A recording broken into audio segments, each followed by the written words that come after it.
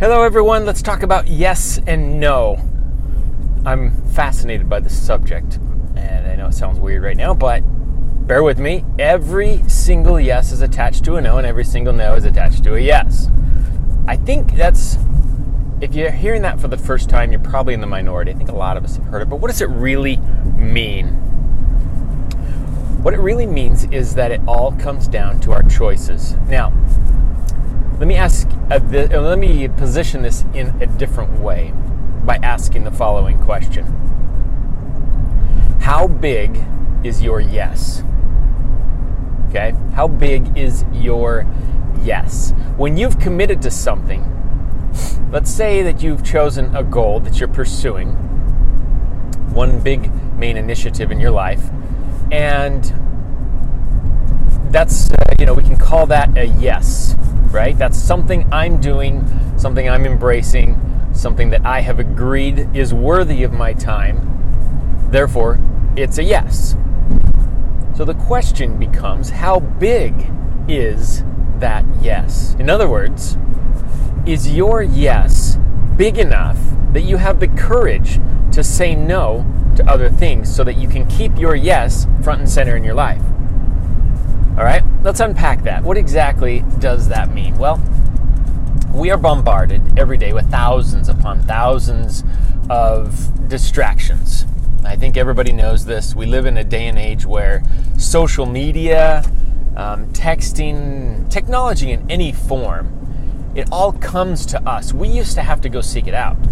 I mean, before the onset of smartphones and even the internet, if we wanted information, generally speaking, we'd have to go to it. I mean, there was direct mail, there's television, there's radio, there's other ways of reaching people, but it's not quite so intrusive as it is today.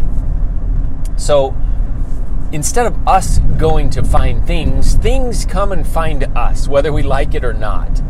And we're so easily persuaded. And I think the younger generation especially have to be cognizant of this because they don't know what life is like without that. They only know life as a series of intrusions of things that come into your life, and therefore it's really, really easy to lose focus because something new pops up, something new comes in. They're all new things, and a lot of it's good. I'm not saying it's bad, but new ideas, and we have a hard time focusing in and picking something and saying yes to one thing, one main thing at a time, and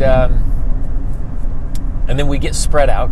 We say yes to too many things, then we really don't do any one thing well. Well, it's because our yes, one of two things: either our yes is not big enough, or, well, really, that's probably it.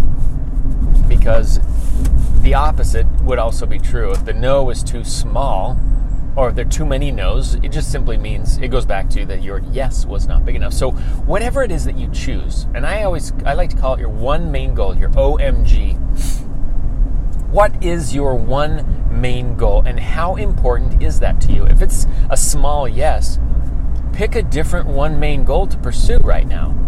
Your one main goal needs to be significant enough that it will make it easy for you to say no to almost everything else. Certainly everything else that doesn't align with that one main goal. Let me just cover that one more time. That's a really important part.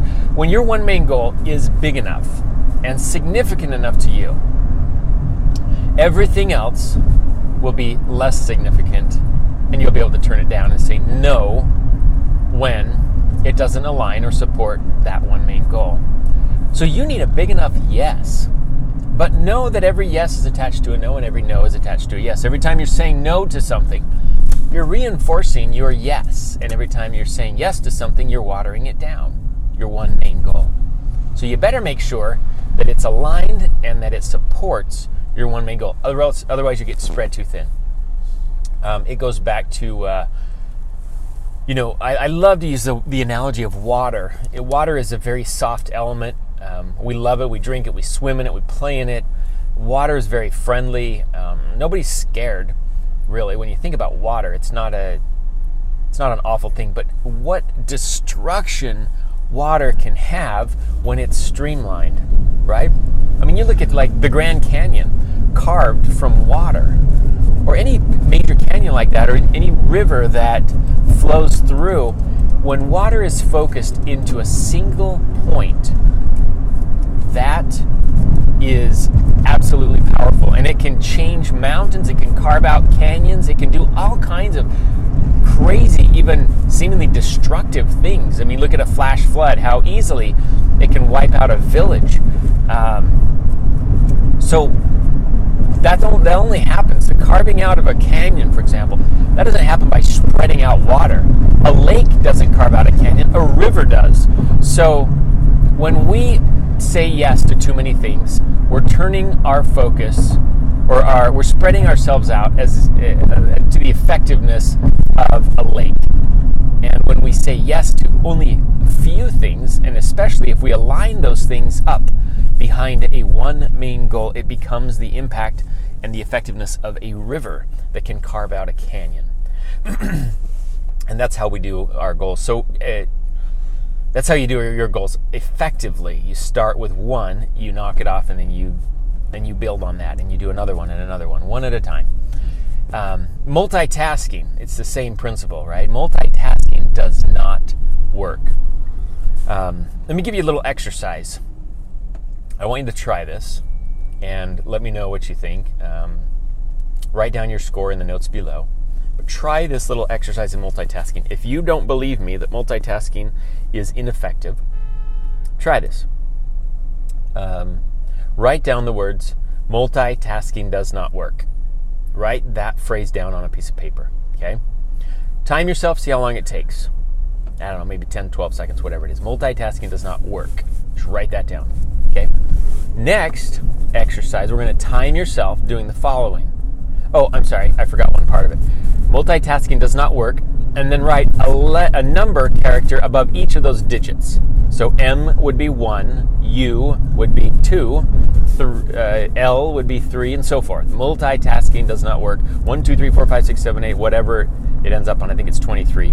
Something like that above each of the letters. So M1, U, L, T, I, etc., etc. Okay. Do that and time yourself. Okay, I forgot that in the first part. So once that's done, now stagger it. So you're going to write, instead of multitasking does not work, and then write the numbers, you're going to write M and then 1. And then you're going to write a U and then number 2. And then you're going to write L and then number 3. And then you're going to write T and then number 4. All the way, you're going to write the exact same thing, you're just going to stagger the order instead of writing multitasking does not work and then 1 through whatever it is, the number. And record your time and compare the results. Okay, exact same effort, exact same work, exact same outcome, but which one is more effective? Writing the words and the numbers in sequence, or staggering them back and forth. I think without even doing it, you can probably know, but I think you'll be surprised. Do it anyways. You'll be shocked at how ineffective it is. And part of what's interesting about this is that it breaks up your brain, your thought process, because you're like, multitasking does not work. multitasking space DOES space NOT space WRK. I can flow that in my brain pretty easily and pretty quickly because it's all sequential. And now to write from number 1 to 23, very simple, very easy. Boom, it's all sequential. 1, 2, 3, 4, 5, 6, 7, 8, 9, 10, 11, 12. I don't stop and go, let's see, 16. 17. After 17 is, oh, that's right, 18. It flows. And so when you break it up, you're breaking up the sequential flow of your thought process. And so M is 1, U is 2, L is 3, T is 4. Now I have to go back and go, I'm on M-U-L-T-I, multi, I is 5, T is 6, A is 7. You see what I'm saying? It goes back and forth. How much slower that, it's phenomenal. That's what multitasking does to your brain. When you get into a sequence, a work mode, a flow, and you get interrupted by social media or a phone call or something, and you allow that interruption, then that's exactly what's happening. You're disrupting the flow, and it takes time to get back into that flow or that groove. And all that time adds up. It might be a few seconds here or there, it might be a few minutes here and there, but you add that up all day long, and your effectiveness goes way down.